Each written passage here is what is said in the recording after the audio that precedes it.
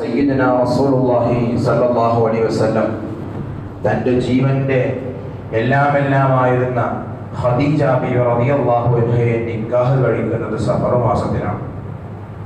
ലോകം കണ്ട ഏറ്റവും വലിയ മാതൃകാ കല്യാണം സയ്യിദത്ത് ഫാത്തിമത്തു സഹ്റാ റളിയല്ലാഹു അൻഹ, ആ ഫാത്തിമ ബീവിയെ അലിയാരെ കയ്യിൽ പിടിച്ച് ഏൽപ്പിക്കുന്നതും സഫർ മാസത്തിലാണ്.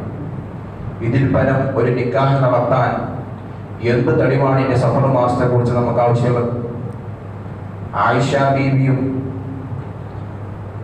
ഹബീബായ റസൂലുള്ളാഹി സ്വല്ലല്ലാഹു അലൈഹി വസല്ലം തങ്ങളും ഖദീജ ബീവിയും തമ്മിലുള്ള നിക്കാഹും അലിയായും ഫാത്തിമയും തമ്മിലുള്ള നിക്കാഹും അല്ലാതെ മുസ്ലിം ഉമ്മത്തിന് എന്ത് നിക്കാഹാണ് നമുക്ക് മാതൃകയായിട്ട് കാണിച്ചതാണുള്ളത്?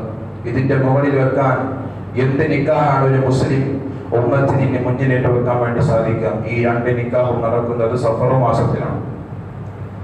ഇത് മനസ്സിലാക്കിയ ഒരാൾ പിന്നെ സഫർ മാസം മോശമാണെന്ന് പറയാൻ പാടില്ല. നിക്കാഹിനെ സംബന്ധിച്ചിടത്തോളം നിശ്ചയിക്കപ്പെട്ട നിക്കാഹ്, അറിയാതെ നിശ്ചയിക്കപ്പെട്ട നിക്കാഹ് സഫർ മാസത്തിലാണെന്നറിഞ്ഞാൽ ഡേറ്റ് പോലും മാറ്റി വെക്കുന്ന ആളുകളുണ്ട്, ഇപ്പോഴും ഉണ്ട്.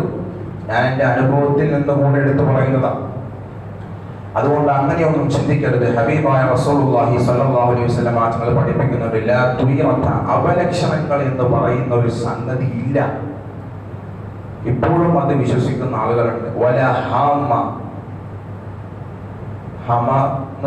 ഹാമത്ത് എന്ന് പറഞ്ഞു കഴിഞ്ഞാൽ ഒരു പക്ഷി. ഞങ്ങളുടെ ഭാഗത്തൊക്കെ അതിന് മൂങ്ങ എന്ന് പറയും. ഇവിടെ എന്താ പറയണെന്ന് അറിയില്ല, ഓരോ ഭാഗത്തും അതിന് പല പേരാ. കൂമൻ എന്ന് പറയും പല ഭാഗങ്ങളും. ആ പക്ഷിക്കും ഒരു പ്രശ്നമല്ല. എന്തിനാ നബി തങ്ങൾ അങ്ങനെ പറഞ്ഞത്? അതൊരു മോശപ്പെട്ട പക്ഷിയായിട്ട് ജാഹിലിയ്യ കാലഘട്ടത്തിൽ കണ്ടിരുന്നു. ഇന്നും കാണുന്നുണ്ട്. എനിക്ക് നേരിട്ട് അറിയാവുന്ന വ്യക്തികളെന്നുണ്ട്. ഇന്നും നമ്മൾ പല ഫാമിലി ഫംഗ്ഷൻസിനൊക്കെ കൂടുന്ന സമയത്ത്, രാത്രി സമയത്തൊക്കെ കൂമൻ മൂളിക്കഴിഞ്ഞാൽ നാളെ ആരോ മരിക്കാനായിട്ടുണ്ട്, ഇവിടെ ആരുടെയും മരണക്കുടി കുറിച്ചിട്ടുണ്ട്, അതാണ് കൂമൻ കൂക്കുന്നത്. അസറായിന്റെ പണിയോടെ കൂമൻ കൊടുക്കണം. അതാണ് ഇന്നത്തെ ആളുകൾ ചെയ്യുന്ന ഒരു മോശപ്പെട്ട കാര്യം. കൂമൻ മൂളിയാൽ ആരെങ്കിലും മരിക്കും എന്നൊരു മരണക്കുറി ഉണ്ടാക്കി വെക്കുക. ഇനി അഥവാ അബദ്ധവശാൽ അവിടെ ആരെങ്കിലും മരിച്ചാൽ അതിന്റെ ക്രെഡിറ്റ് കൂമന്. അങ്ങനെ വിശ്വസിക്കുന്ന ഒരു ജനത ഇന്നും നമുക്കിടയിലുണ്ട്. നിബിധങ്ങൾ എടുത്തു പറഞ്ഞു, ആ പക്ഷിക്ക് ഒരു കുഴപ്പമില്ല, വെറുതെ ആളുകൾ എന്തൊക്കെയോ പറഞ്ഞുണ്ടാക്കി ആ പക്ഷിയെ മോശപ്പെട്ട പക്ഷിയാക്കി. കൂമന് ഒരു പ്രശ്നവുമില്ല എന്ന് ഹബീബ് റസൂലുള്ളാഹി സ്വല്ലല്ലാഹു അലൈഹി വസല്ലം. വലാ സഫറ, സഫർ മാസത്തിനും ഒരു കുഴപ്പമില്ല. സയ്യിദുനാ റസൂലുള്ളാഹി സ്വല്ലല്ലാഹു അലൈഹി വസല്ലം സഫറിനും കുഴപ്പമില്ല എന്ന് ഹബീബായ തങ്ങൾ പറഞ്ഞു കഴിഞ്ഞാൽ പിന്നെ അതിനെ പറ്റിയുള്ള തെറ്റിദ്ധാരണകൾ നമ്മുടെ മനസ്സിലുണ്ടാകാൻ പാടില്ല. അതിനാണ് ആദ്യമേ നമ്മൾ ഉദ്ധരിച്ചത്, ഖദീജ ബീവിയുമായിട്ടുള്ള നിക്കാഹ് സഫർ മാസത്തിലാണ് കഴിയുന്നത്. നബി തങ്ങൾ ഖദീജ ബീവിയെ പറ്റി പറഞ്ഞ പാഠങ്ങൾ നമുക്ക് എത്ര പഠിക്കാനുണ്ട്. അപ്പൊ അത്രയും വലിയൊരു ബന്ധത്തിന് ഉറപ്പ് കൂട്ടിയത് സഫർ മാസത്തിലാണ്. അതുകൊണ്ട് അത്തരം കാര്യങ്ങളെ കുറിച്ച് നമുക്കൊരു തെറ്റിദ്ധാരണ ഉണ്ടാവാൻ വേണ്ടി പാടില്ല. അത് നമ്മൾ പ്രത്യേകം ശ്രദ്ധിക്കേണ്ട വിഷയമാണ്. എന്നാൽ കണ്ണേർ ഇതുപോലെയല്ല. കണ്ണേർ ഇതുമായിട്ട് കൂട്ടിക്കയറ്റുന്ന ആളുകളുണ്ട്. അതേപോലെ തന്നെയാണ് കണ്ണേർ എന്ന് പറയും. കണ്ണേർ അങ്ങനെയല്ല, കണ്ണേർ സത്യമാണ്. അൽ-ഐനു ഹഖ്ഖുൻ സയ്യിദുനാ റസൂലുള്ളാഹി സ്വല്ലല്ലാഹു അലൈഹി വസല്ലം. കണ്ണേർ കൊള്ളും, അതിൽ യാതൊരു സംശയമല്ല. അതിപ്പോൾ നല്ല സൂഫിയായിട്ട് നല്ല ഇബാദത്തൊക്കെ ചെയ്ത് അള്ളാഹ് കാണാൻ വേണ്ടി മാത്രം ചെയ്യുന്നതാണ് എങ്കിലും കണ്ണേർ കൊള്ളും. അതിൽ യാതൊരു സംശയമല്ല. അപ്പൊ അത് കൊള്ളാതിരിക്കാനുള്ള വഴികൾ നമ്മൾ ശ്രദ്ധിക്കാം. മക്കളുടെ ഫോട്ടോസും നമ്മുടെ ജീവിതത്തിന്റെ നല്ല നല്ല മൊമെന്റ്സുകളൊക്കെ എടുത്ത് സ്റ്റാറ്റസ് ഒക്കെ വെക്കുമ്പോൾ ശ്രദ്ധിക്കുക. സ്റ്റാറ്റസിലൂടെയും കണ്ണേർ കൊള്ളും. നേരിട്ട് കാണണമെന്നാണ് നിർബന്ധമൊന്നുമില്ല. അതുകൊണ്ട് അത്തരം കാര്യങ്ങളൊക്കെ നമ്മൾ ശ്രദ്ധിക്കുക. അതൊക്കെ നമ്മുടെ ജീവിതത്തിൽ നമ്മൾ പഠിക്കേണ്ട കാര്യമാണ്. നമ്മുടെ മക്കൾക്ക് നമ്മൾ പഠിപ്പിക്കേണ്ട കാര്യമാണ്. നമ്മൾ എന്ത് തെറ്റിദ്ധാരണയാണ് പഠിച്ചു വെച്ചത് അത് തന്നെ നമ്മുടെ മക്കളെ നമ്മൾ പഠിപ്പിക്കാൻ വേണ്ടി ശ്രമിക്കരുത്. കാരണം ഇനിയുള്ള ഭാവി തലമുറ അവരാണ്. അവരിലൂടെയാണ് ഇനി ദീൻ കടന്നു പോകേണ്ടത്. അതുകൊണ്ട് ഒരു തെറ്റിദ്ധാരണ അവരിലൂടെ കടന്നുപോയാൽ അവരുടെ മക്കൾക്ക് അവർ ആ തെറ്റിദ്ധാരണ പഠിപ്പിച്ചു കൊടുക്കും, അല്ലെങ്കിൽ അവരുടെ ജീവിതത്തിൽ നിന്നത് കണ്ടുപിടിക്കും. അതിൻ്റെ ഉത്തരവാദികൾ നമ്മളായിരിക്കും. അതുകൊണ്ട് തെറ്റിദ്ധാരണ നമ്മുടെ മക്കൾക്കിടയിൽ ദീനിനെ കുറിച്ചും ദീനിന്റെ ചിട്ടാവട്ടങ്ങളെ കുറിച്ചും മസ്അലകളെ കുറിച്ചും ഉണ്ടെങ്കിൽ, നമുക്കറിയുന്നതാണെങ്കിൽ അത് കുഴപ്പമില്ല എന്നുള്ള മെന്റാലിറ്റിയിൽ വെച്ച് കഴിഞ്ഞാൽ അത് വലിയ പ്രശ്നമാണ്. ഈ കുഴപ്പമില്ല എന്ന് വാശി വെക്കുന്നതാണ് ഏറ്റവും വലിയ പ്രശ്നം. നമ്മൾ പല പ്രാവശ്യം പറഞ്ഞിട്ടുണ്ട്, ദുആക്ക് ഉത്തരം ലഭിക്കാത്ത ഒരുപാട് ആളുകൾ അല്ലെ, ഉമ്മയെ ബുദ്ധിമുട്ടിക്കുന്ന ആളുകൾക്ക്, ആലിമിനെ കാരണമില്ലാതെ വെറുപ്പിക്കുന്ന ആളുകൾ ദുആക്ക് ഉത്തരമില്ല നമ്മൾ പഠിച്ചിട്ടുണ്ട്. ആ കൂട്ടത്തിൽ നബി സല്ലല്ലാഹു അലൈഹി വസല്ലം തങ്ങൾ പഠിപ്പിച്ച ഒരു കൂട്ടരാണ് ദയ്യൂസ്. ദയ്യൂസിനും ദുആക്ക് ഉത്തരം കിട്ടില്ല. ആരാണ് ദയ്യൂസ്? തെറ്റ് കണ്ടിട്ടും സുബഹി നിസ്കരിക്കാൻ പ്രായമായ ബോധമുള്ള ശരീരവും തന്റേടവും ആരോഗ്യവുമുള്ള തൻ്റെ 15 വയസ്സായ ഒരു മകൻ അല്ലെങ്കിൽ ഒരു മകൾ, പ്രായപൂർത്തിയായ ഒരു മകൾ, നിസ്കാരത്തെ കുറിച്ച് പഠിച്ച ഒരു മകനോ മകളോ സുബ്ഹി ബാങ്ക് കൊടുക്കുന്നത് കേട്ടിട്ടും സുബ്ഹി നമസ്കാരം ഖളാ ആവുന്നതിനോട് അടുക്കുന്ന സമയമാണെന്ന് അറിഞ്ഞിട്ടും വിളിച്ചുണർത്താത്ത ഉപ്പ, വിളിക്കാത്ത ഉമ്മ, ഇവരാണ് ദയ്യൂസ്. ഇത് മാത്രമല്ല കേട്ടോ, ഇതൊരു ഉദാഹരണം പറഞ്ഞതാണ്. തെറ്റ് കണ്ടിട്ട് തിരുത്താൻ സാധിക്കാത്ത മാതാപിതാക്കൾ. അതിപ്പോ ഒന്ന് വെള്ളിയാഴ്ചയല്ലേ, മദ്രസക്ക് ഇല്ലാത്ത ദിവസം കുട്ടികൾക്ക് കുറച്ച് ഉറങ്ങാൻ സമയം കിട്ടുന്നതാണ്, അതങ്ങോട്ട് ഉറങ്ങിക്കോട്ടെ. എന്താ നമ്മളിവിടെ ചെയ്യുന്നത്? മനഃപൂർവ്വം ബോധപൂർവം നമ്മുടെ മക്കളെ നമ്മൾ നരകത്തിലേക്ക് പറഞ്ഞേക്കാം. നമ്മൾ ചെയ്യുന്നതാണ് ബോധപൂർവം. നമുക്കറിയാം സുബ്ഹി നമസ്കാരം ഫർളാണ്. എല്ലാ നമസ്കാരങ്ങളുടെ കൂട്ടത്തിൽ വെച്ച് സുബ്ഹിക്ക് പ്രത്യേകിച്ച് ഫളായിലുണ്ട്. അത് ഖളാ ആവാതെ നമസ്കരിക്കണം. എൻ്റെ മകൻ, എൻ്റെ മകൾ അത് നമസ്കരിക്കാനുള്ള പ്രായം എത്തിയിട്ടുണ്ട്. ഇതൊക്കെ അറിഞ്ഞിട്ടും ഒന്ന് കണ്ണിമ്പുക. പ്രത്യേകിച്ച് വെള്ളിയാഴ്ചകളിൽ കുട്ടികൾക്ക് ആകെ അല്ലെങ്കിൽ 6:30 മണിക്ക് മദ്രസയ്ക്ക് എത്തണം.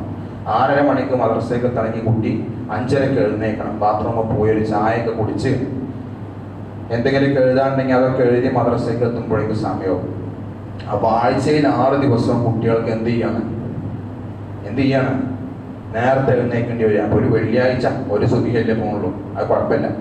വെള്ളിയാഴ്ച കുട്ടികളൊന്ന് ഉറങ്ങിക്കോട്ടെ എന്ന് കരുതുന്ന രക്ഷിതാക്കളുണ്ടെങ്കിൽ വല്ലാഹി അവരുടെ ദുആക്ക് ഉത്തരം കിട്ടില്ല എന്ന് അഷ്റഫുൽ വറാ നബി മുഹമ്മദ് മുസ്തഫ സല്ലല്ലാഹു അലൈഹി വസല്ലം.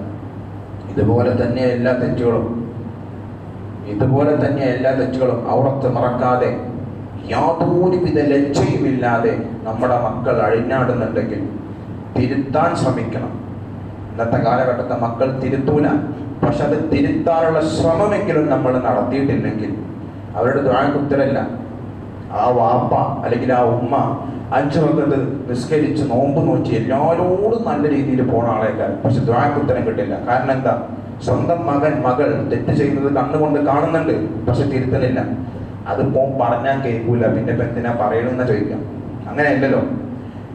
ഏതൊരുത്തൻ്റെ മനസ്സിൽ എപ്പോഴാണ് ഒരു സ്തംഭനം ഉണ്ടാകുന്നതെന്ന് നമുക്ക് ആർക്കും പറയാൻ പറ്റില്ല അല്ലേ? 1 ലക്ഷത്തിൽ പരം ആലിമീങ്ങളെ കൊന്നൊടുക്കിയ മനുഷ്യനാണ് ഹജ്ജാജ് ബിൻ യൂസഫ്.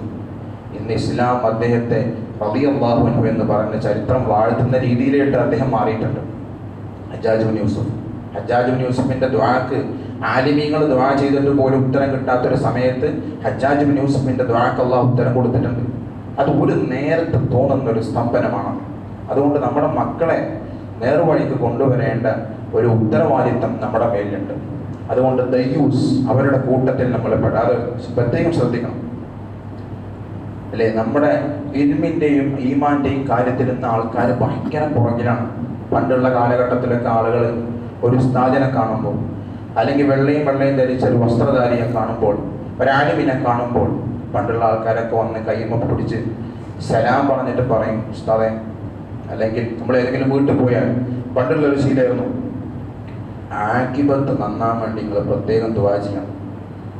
ഇൻഷാ അല്ലാഹ്. അപ്പം നിസ്കാരം നോമ്പൊക്കെ ഉണ്ട്, അൽഹംദുലില്ലാഹ് എന്നെ കൊണ്ട് കഴിയുന്ന പോലെ സ്വതക്കൊക്കെ ഞാൻ കൊടുക്കുന്നുണ്ട്. പക്ഷെ എപ്പോഴും ആഖിബത്തിൻ്റെ കാര്യം പേടിയാണ്. അതുകൊണ്ട് ആഖിബത്ത് നന്നാൻ വേണ്ടി, മരണം നന്നാൻ വേണ്ടി നിങ്ങൾ ദുആ ചെയ്യണം. എപ്പോ ആരെ കണ്ടാലും പരസ്പരം അസ്സലാമു അലൈക്കും എന്ന് പരസ്പരം കണ്ടാൽ പറയും. അവർ തമ്മിൽ പിരിയുമ്പോൾ പരസ്പരം പറയുന്ന കാര്യം എന്തായിരിക്കും? ആഖിബത്ത് നന്നാൻ വേണ്ടി നിങ്ങൾ ദുആ ചെയ്യണം കേട്ടോ എന്നായിരിക്കും. ഇന്ന് അങ്ങനെ ഒരു ദുആ ചെയ്യാൻ പറയല്, ഒരു 100 ആള് ദുആ ചെയ്യാൻ പറഞ്ഞാൽ അതിൽ 2 എണ്ണേ ഉണ്ടാവുള്ളൂ ആഖിബത്ത് നന്നാൻ വേണ്ടി ദുആ കേട്ടോ എന്നുള്ളത് അല്ലേ? ഇന്നിപ്പോൾ അതിന്നൊക്കെ മാറി. ഇന്നിപ്പോൾ ഉസ്താദ്മാരെ കണ്ട എന്താ ദുആ ചെയ്യാൻ പറയാം?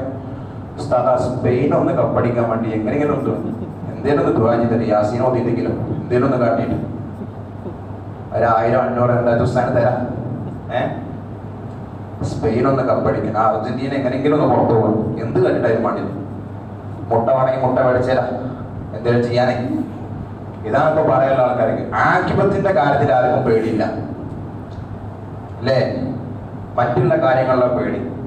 പന്ത് കളി മോശമാണെന്നോ ഒന്നും അല്ലട്ടോ ഞാൻ പറയണത്. നീ മരട് പള്ളിയിലെ ഉസ്താദ് പന്ത് കളി മോശമാണെന്ന് പറഞ്ഞു, അങ്ങനൊന്നുമില്ല.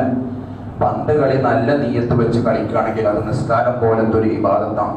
എൻ്റെ ആരോഗ്യം മെച്ചപ്പെടാൻ വേണ്ടി ഞാൻ കളിക്കുന്നു എന്നുള്ള ഉദ്ദേശിച്ച് കളിച്ചാൽ അത് കളിക്കണം. അങ്ങനെ കളിക്കണമെന്നാണ് പറയണേ. കളിക്കാൻ നമ്മൾ പ്രോത്സാഹിപ്പിക്കും. ഔറത്തൊക്കെ മറച്ച് നല്ല രീതിയിൽ കളിക്കുകയാണെങ്കിൽ ഒരിക്കലും ഇസ്ലാം അതിനെ നിഷേധിക്കുന്നില്ല. മറിച്ച് അതിൻ്റെ പേരിൽ കാണിച്ചു കൂട്ടുന്ന ദൂർത്തുകൾ വെറ്റുവെക്കുക. നാളെ എൻ്റെ ടീം തോറ്റ കാറണക്ക് അല്ലെങ്കിൽ ബൈക്കുകൾ 5 സെന്റ് സ്ഥലം എൻ്റെ പേരിൽ. ആക്കിബത്ത് നമ്മൾ ശ്രദ്ധിക്കണം. ആക്കിബത്ത് പടച്ചവന്റെ കയ്യില. നമ്മളെ നിസ്കാരത്തിന്റെ അണ്ടറിലല്ല, നമ്മുടെ നോമ്പിന്റെ അണ്ടറിലല്ല, നമ്മൾ ചെല്ലുന്ന ദിക്റിന്റെയും സലാത്തിന്റെയും അണ്ടറിലല്ല. ചിലപ്പോൾ തെറ്റ് ചെയ്തുകൊണ്ടിരിക്കുന്ന ആള് അവസാന സമയം എന്തെങ്കിലും നല്ല ചെയ്തിട്ട് നേരായ വഴിക്ക് വരുന്ന ആള് അവസാന സമയത്ത് എന്തെങ്കിലും പെടാപാടിൽ പെട്ട് മുസീബത്തോട് അങ്ങനെ ഒരു ആക്കിബത്ത് മോശമായിട്ട് മരിച്ചു പോകും. അതുകൊണ്ട് ആക്കിബത്തിന്റെ കാര്യം പണ്ടുള്ള കാരണവന്മാര് പേടിച്ചതാ. ഇപ്പോഴും കാരണന്മാരൊക്കെ ദുആ ചെയ്യാൻ പറയും, ആക്കിബത്ത് നന്നാൻ വേണ്ടി ദുആക്കണം ഉസ്താദേ. ഇന്ന് അങ്ങനെ ഒരു ദുആ പേരിന് പോലും കേൾക്കാല്ല. കാരണം നമുക്ക് അതിനെ കുറിച്ച് പേടിയില്ല. മരിക്കുന്ന ഉറപ്പാണ്, അത് എങ്ങനെങ്കിലും ആണെങ്കിലും പ്രശ്നമല്ല എന്നുള്ള ചിന്താഗതി. ആക്കിബത്തിന്റെ കാര്യത്തിൽ പേടി വേണം. ആക്കിബത്തിന്റെ കാര്യത്തിൽ പേടിയില്ലെങ്കിൽ പിന്നെ നമ്മുടെ ഈമാന് വലിയ ഭംഗിയുണ്ടാവില്ല. എന്ത് ചെയ്യുമ്പോഴും നിസ്കരിക്കുമ്പോൾ പോലും മനസ്സിന്റെ ഉള്ളൊന്നിവിടെ നിറയണം, പടച്ചോനെ എൻ്റെ നിസ്കാരം എൻ്റെ ആക്കിബത്ത് നന്നാക്കാൻ വേണ്ടി സഹായിക്കൂ എന്നുള്ള ബോധം നമുക്കില്ലെങ്കിൽ മുഅ്മിനുകളായ ആളുകളെ നമ്മൾ പ്രത്യേകം ശ്രദ്ധിക്കണം. ആദ്യം ഞാൻ എന്നോടും പിന്നെ എൻ്റെ ശബ്ദം ശ്രവിക്കുന്ന നിങ്ങളോടുമാണ് ഈ കാര്യം നടത്തുന്നത്. ആക്കിബത്തിന്റെ കാര്യം പേടിച്ചിട്ടില്ലെങ്കിൽ വല്ലാഹി നമ്മുടെ ഈമാൻ അത് കളങ്കമുണ്ടാക്കും. അല്ലാഹു നമ്മളെ കാത്തുരക്ഷിക്കുമാറാവട്ടെ. മുഅ്മിനീങ്ങളിൽ അല്ലാഹു നമ്മൾ ഉൾപ്പെടുത്തി അനുഗ്രഹിക്കുമാറാവട്ടെ. മുത്തഖീങ്ങളിൽ അല്ലാഹു നമ്മൾ ഉൾപ്പെടുത്തി അനുഗ്രഹിക്കുമാറാവട്ടെ. ആഖിറു ദഅവാനാ അൽഹംദുലില്ലാഹി റബ്ബിൽ ആലമീൻ. അസ്സലാമു അലൈക്കും വറഹ്മത്തുള്ളാഹി തആല വബറകാതുഹു.